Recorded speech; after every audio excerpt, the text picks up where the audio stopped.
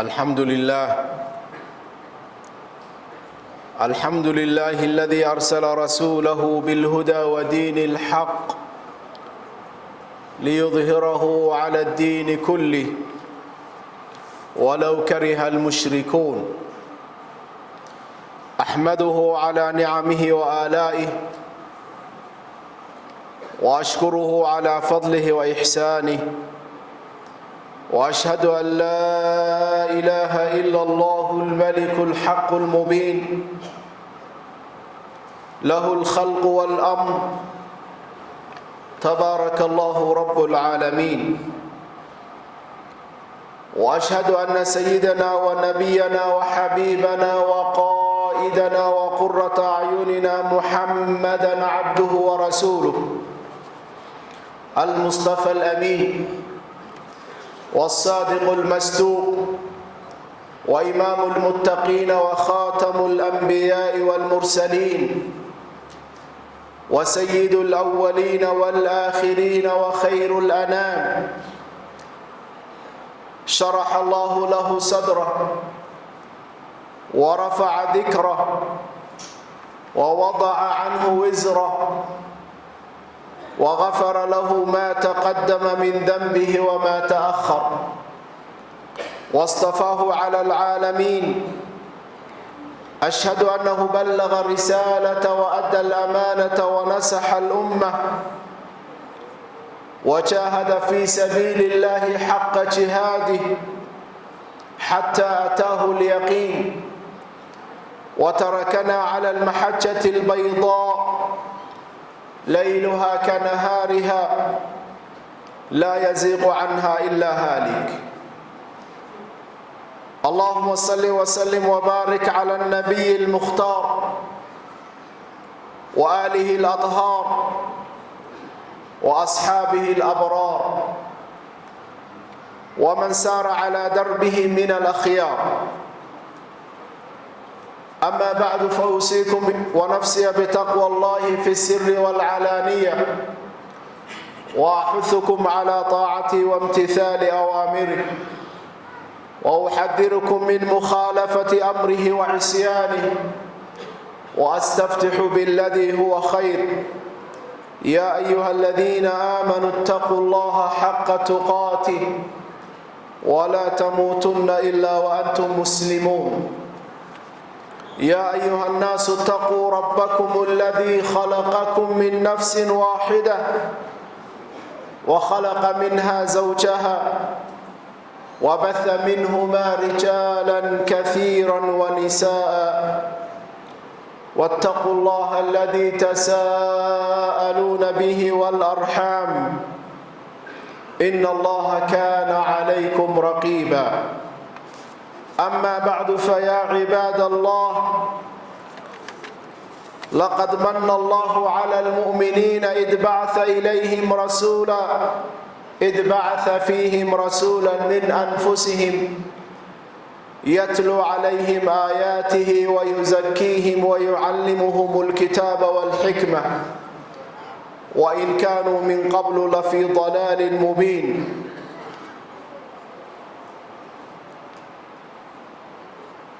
إنها أعظم نعمة على الثقلين أن بعث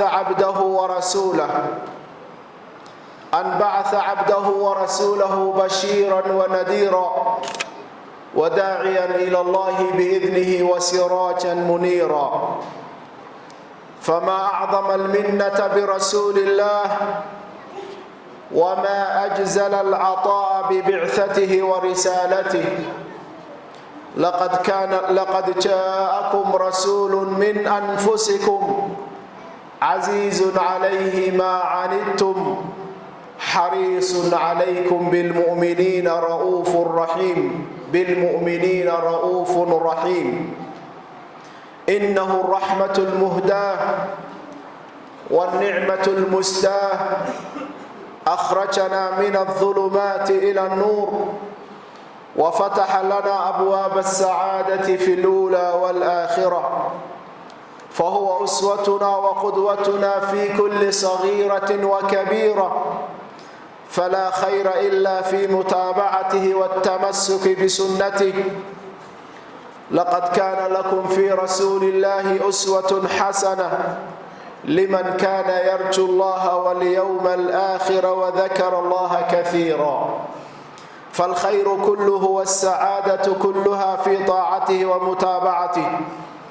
قال تبارك وتعالى: فالذين آمنوا به وعزروه ونصروه واتبعوا النور الذي أنزل معه أولئك هم المفلحون. والشقاوة كل شقاوة، والهلاك والعقاب الأليم في مخالفة أمره ونهيه. ذلك بأنهم شاقوا الله ورسوله، ومن يشاقق الله ورسوله فإن الله شديد العقاب. وقال سبحانه: فليحذر الذين يخالفون عن أمره أن تصيبهم فتنة أو يصيبهم عذاب أليم. عباد الله، وإن لهذا النبي الكريم حقوقا على أمته، ومنها الصلاة والسلام عليه بكرة وأصيلا. إن الصلاة على الحبيب صلى الله عليه وسلم من أفضل القربات وأجل الطاعات، وهي فرض على كل من آمن بالله ورسوله واليوم الآخر، ولا يسع لأحد أن يتركها أو يتغافل عنها أو يتهاون بها. ومن فعل ذلك فقد خسر خسرانا مبينا وضل ضلالا بعيدا. إن الصلاة على الحبيب مسطرة في كتاب الله الذي لا يأتيه الباطل من بين يديه ولا من خلفه، في آية صريحة وواضحة الدلالة: إن الله وملائكته يصلون على النبي يا أيها الذين آمنوا صلوا عليه وسلموا تسليما. فالصلاة من الله رحمته ورضوانه، ومن الملائكة الدعاء والاستغفار، ومن المؤمنين الدعاء والتعظيم. فالصلاة على النبي صلى الله عليه وسلم سبب في مضاعفة الحسنات وإجابة الدعاء وحصول البركة، وسبب لحياة القلوب. فالصلاة على النبي صلى الله عليه وسلم مشروعة في كل زمان ومكان، فهي مشروعة في التشهد وفي الخطب والأدعية والاستغفار، وعند دخول المسجد والخروج منه، وكلما جرى ذكره على اللسان. قال النبي صلى الله عليه وسلم: من صلى علي صلاة صلى الله بها 10. وقال أيضا: أولى الناس بي يوم القيامة أكثرهم علي صلاة. وقال الحبيب صلى الله عليه وسلم: رغم أنف رجل ذكرت عنده فلم يصل علي، والبخيل من ذكرت عنده فلم يصل علي. وتكون الصلاة على النبي صلى الله عليه وسلم في كل دعاء في أوله وآخره. قال سليمان الدارمي: من أراد أن يسأل الله حاجة فليبدأ بالصلاة على النبي صلى الله عليه وسلم، ثم يسأل الله حاجته ويختم بالصلاة على النبي صلى الله عليه وسلم، فإن الله يقبل الصلاتين، وهو أكرم أن يرد ما بينهما، وهو أكرم من أن يرد ما بينهما. وقد سمع النبي صلى الله عليه وسلم رجلا يدعو في صلاته فلم يمجد الله تعالى ولم يصلي على النبي صلى الله عليه وسلم، فقال رسول الله: عجل هذا، ثم دعاه فقال: إذا صلى أحدكم فليبدأ بتحميد الله سبحانه، والثناء عليه، ثم يصلي على النبي صلى الله عليه وسلم، ثم يدعو بعد بما شاء.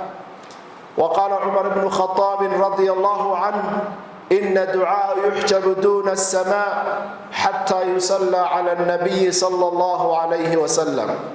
وقد جعل الإمام الشافعي الصلاة على النبي ركنا من أركان الصلاة، وأوجب تاركها في الصلاة الإعادة. عباد الله، أقول قولي هذا وأستغفر الله لي ولكم ولسائر المسلمين من كل ذنب، فاستغفروه إنه هو الغفور الرحيم.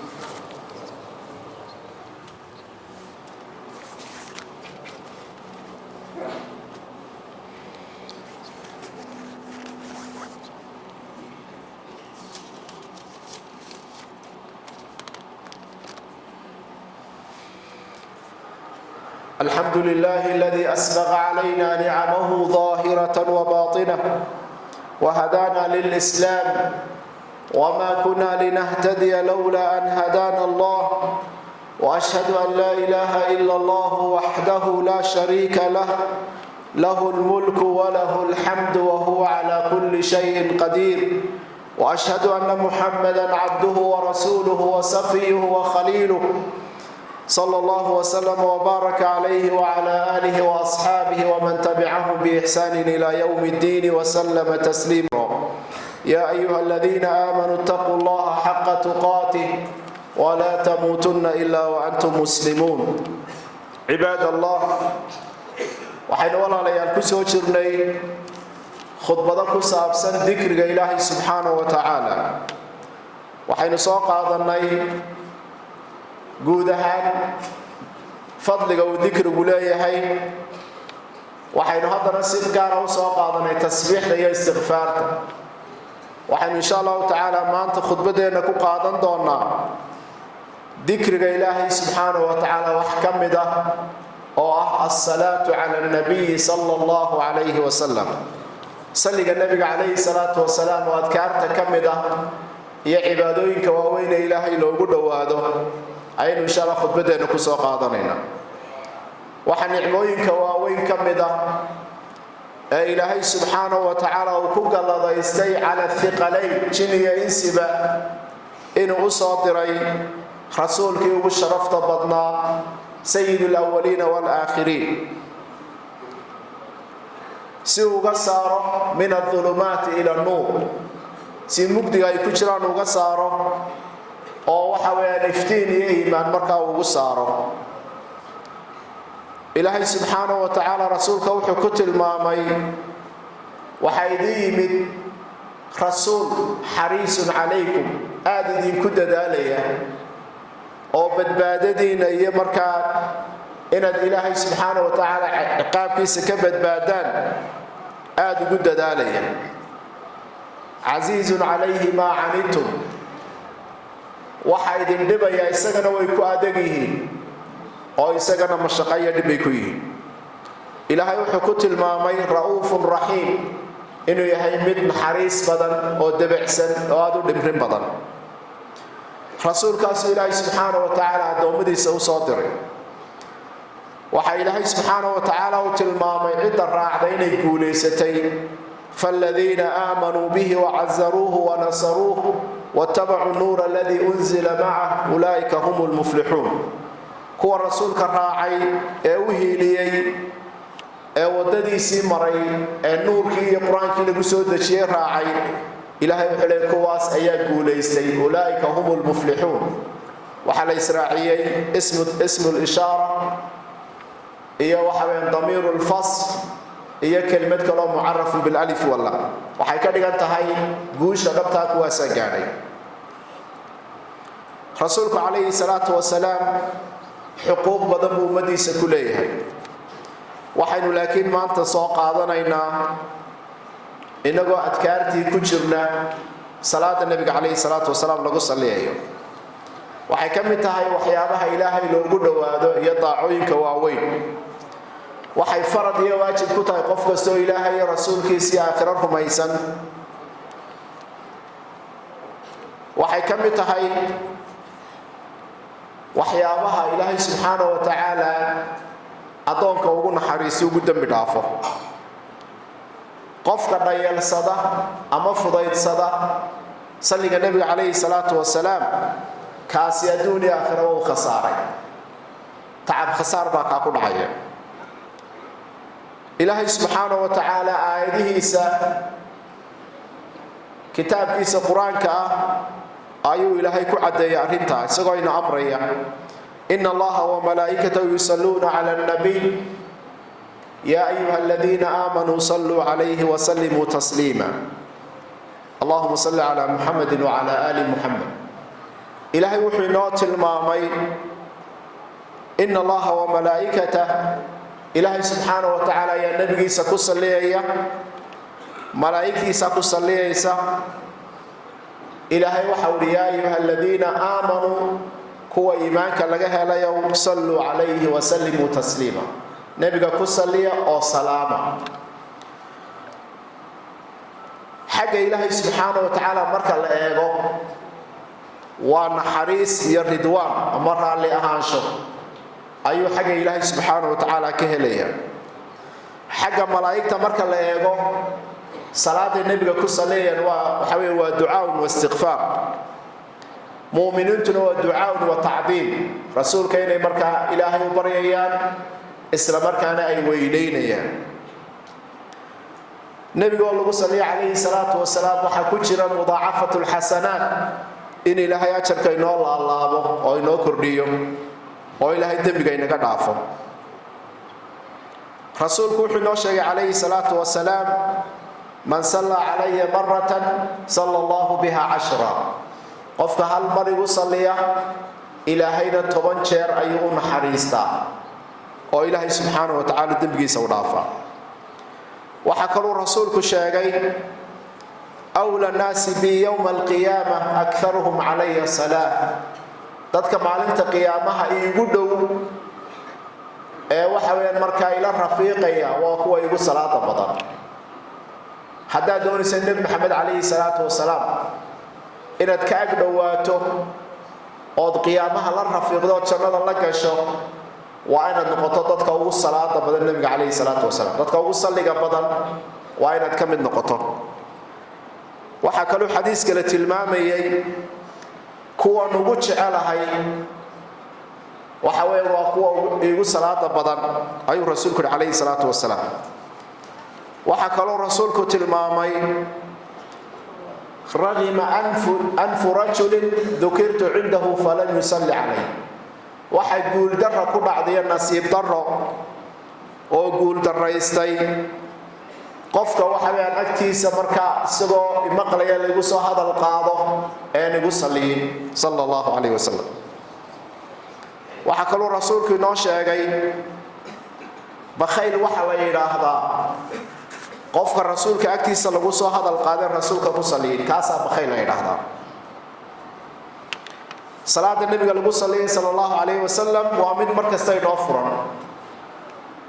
goob kasta inuu joogno iyo goor kasta inuu joogno way inoo furan tahay wuxuu gaar ahaan nabigu inoo amray sallallahu alayhi wasallam maalinta jimcaha iyo habeenka jimcaha inuu salaadiisa farabadino taana rasuulku inoo amray alayhi salaatu wasalaam xilliyada marka rasuulka lagu saliyo waxa kamid ah khudbadaheena khudbadu hadaan lagu akhriin hadaan nabiga lagu saliin alayhi salaatu wasalaam ma ansaxayso oo arkaanta khudbada salliga nabigu kamid yahay ducada kala kamid ah waxa kamid ah marka masaajidka la soo galayo iyo marka masaajidka laga baxayo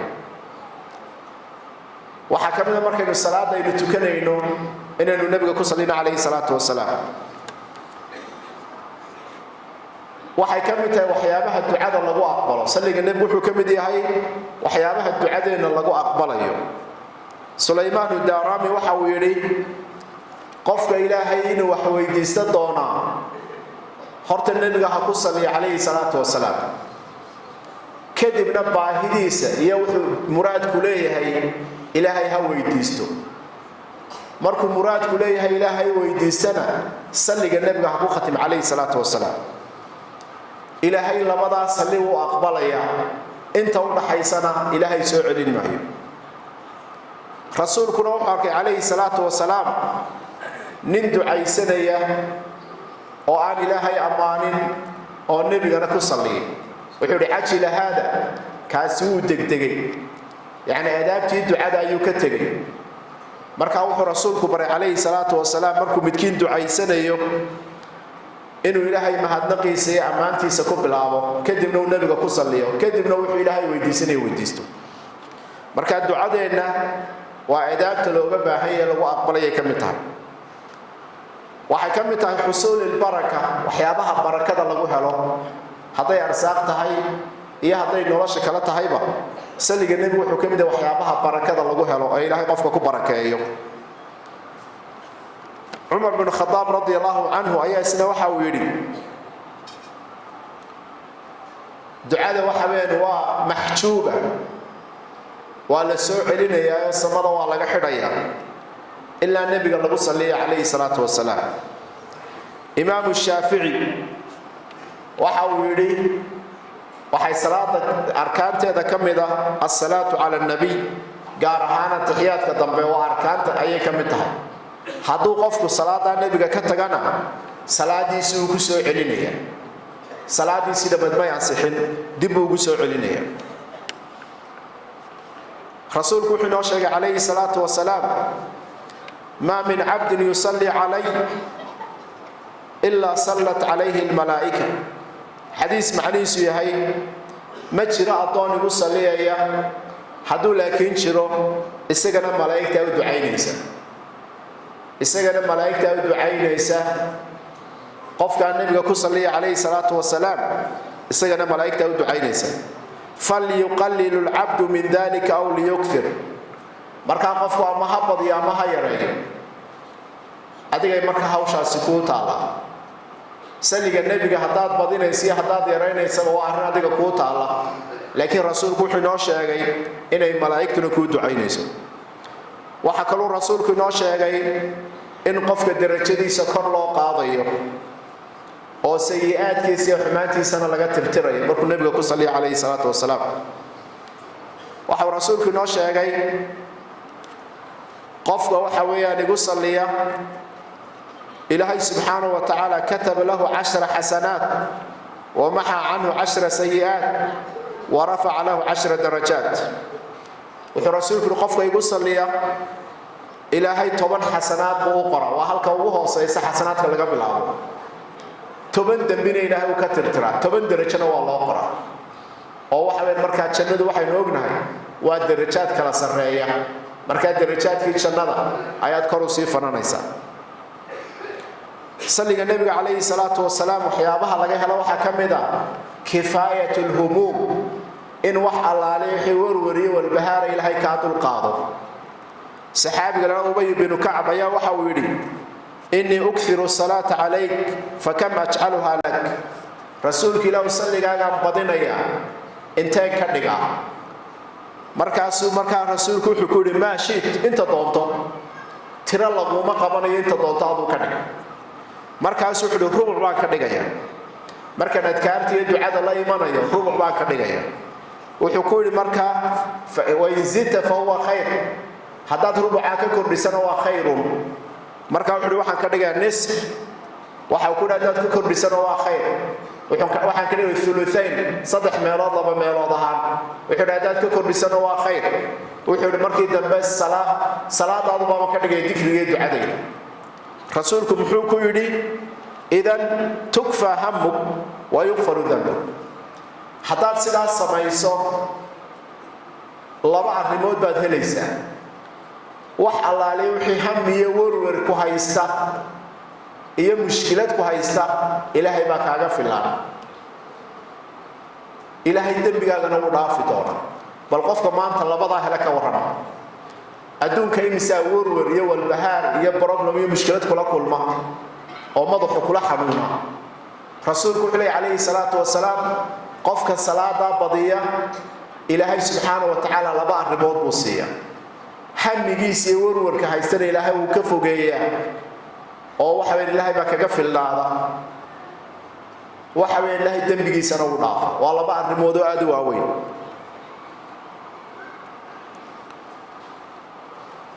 nabiga calayhi salaatu wasalaam oo lagu saliyo waxa lagu helaa shafaacadiisa oo wuxuu rasuulku inoo sheegay marka qofka muadinka uu eedaamayo eedaanka uu dhameeyo qofka nabiga calayhi salaatu wasalaam ku saliyo u duceeyo darajada wasiiladana weydiiya halat lahu shafaacati waxa uu xalaal noqoto oo waajibtay shafaacadayda marka waxa lagu helayaa in nabiga shafaacadiisa calayhi salaatu wasalaam aynu helno waxa kaloo rasuulku inoo sheegay calayhi salaatu wasalaam salligiisa in loo bandhigayo marka nabiga lagu saliyo calayhi salaatu wasalaam ayaa loo bandhigaya asxaabtu waxay ku yiraahdeen oo rasuulka ilaahu see lagu soo bandhigaya waqad arimt adigoo baaliyogo lafahaaya ciid cuntay rasuulku wuxuu ku yiri marka inna allaha harrama al-arda ajsad al-anbiya hadith macni saayahay ilaahay wuxuu dhulka ka xaaraantinimeeyay hilibka anbiyada inay cunto ilaahay baa ka xaaraantinimeeyay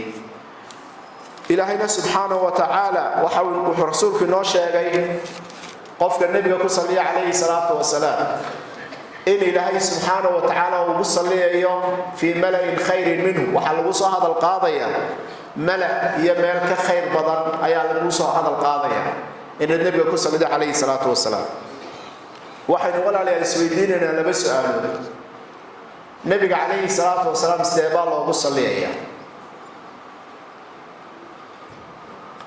nabiga calayhi salaatu wasalaam asxaabtu waxay ku yiraahdeen waxaanu garanaynaa sida lagu salaamayo ila ilaahay wuxuu yiri sallu alayhi wa sallimu taslima nabiga ku saliyo nabiga salaama waxa layna amrayeen ku salino oo inu salaamo marka waxayna salaanta waanu garanaynaayo wa assalamu alayka ayyuha nabiy wa rahmatullahi waanu garanaynaa salaanta sida lagu salaamayo fa kayfa nusalli alayk seebaan kugu salina bal hadalkaadu dhageysta wuxuu rasuulku u sheegay siiqa ibraahimiya allahumma salli ala muhammad wa ala ali muhammad kama sallaita ala ibrahim wa ala ali ibrahim salatu ibraahimiya ugu fadli badan qofka doonay inuu nabiga ku saliyo salaada ugu fadliga badan aynu salaadana ku akhrina waa salatu ibraahimiya taas ugu fadli badan laakiin siiqooyin kale way jiraan calayhi salaatu wasalaam sallallahu alayhi wasallam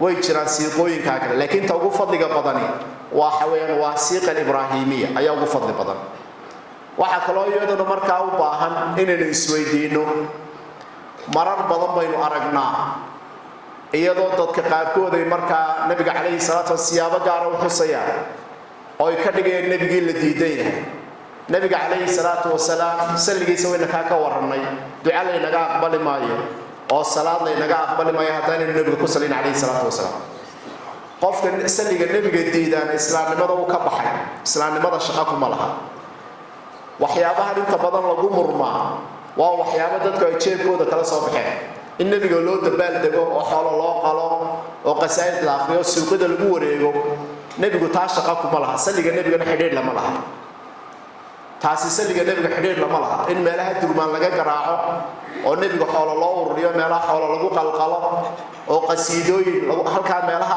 laga qayliyo taasi salliga nabiga xidhiidh lama laha waa waxyaabo kale oo iska bidcooyina oo dadku jeebkooda kala soo baxeen laakiin qofka doon nabi maxamed inuu u dhawaado oo shafaacadiisa helo salliga sallallahu saliyo waxa weeyaan allahumma salli ala muhammad wa ala ali muhammad كما صليت على إبراهيم وعلى آل إبراهيم دعاء سمك الله أخريا علماء waxay diidaan in la soo gaabiyo oo marka waxa la qorayo dadka qaar waxay qoraan saad kaliya iyagoo uga jeeda sallallahu alayhi wasallam ama waxay qoraan saad iyo marka lam iyo mim ama lam iyo ayn sal'a iyagoo soo gaabinaya sallallahu alayhi wasallam cilmidu taa way diideen inaga lafteenu waynu soo gaabinaa marka la is salaamayo salaan yaro dhowr xaraf la isku salaamo marka saliga nabiga calayhi salaatu wasalaam in la soo gaabiya ma qurux badna culimaduna way diideen waa inuu qofku si dhamaystiran ku saliyo thumma sallu wa sallimu ala al-habib al-mustafa faqad amarakum Allah bidhalik faqala ta'ala inna Allah wa malaikatahu yusalluna ala an-nabi ya ayyuhalladhina amanu sallu alayhi wa sallimu taslima اللهم صل على محمد وعلى ال محمد كما صليت على إبراهيم وعلى آل إبراهيم في العالمين إنك حميد مجيد اللهم أعز الإسلام والمسلمين وأذل الشرك والمشركين أعداءك أعداء الدين اللهم اغفر لنا ولوالدينا ولجميع المسلمين والمسلمات والمؤمنين والمؤمنات الأحياء منهم والأموات برحمتك يا أرحم الراحمين. اللهم ربنا آتنا في الدنيا حسنة وفي الآخرة حسنة وقنا عذاب النار، وآخر دعوانا أن الحمد لله رب العالمين.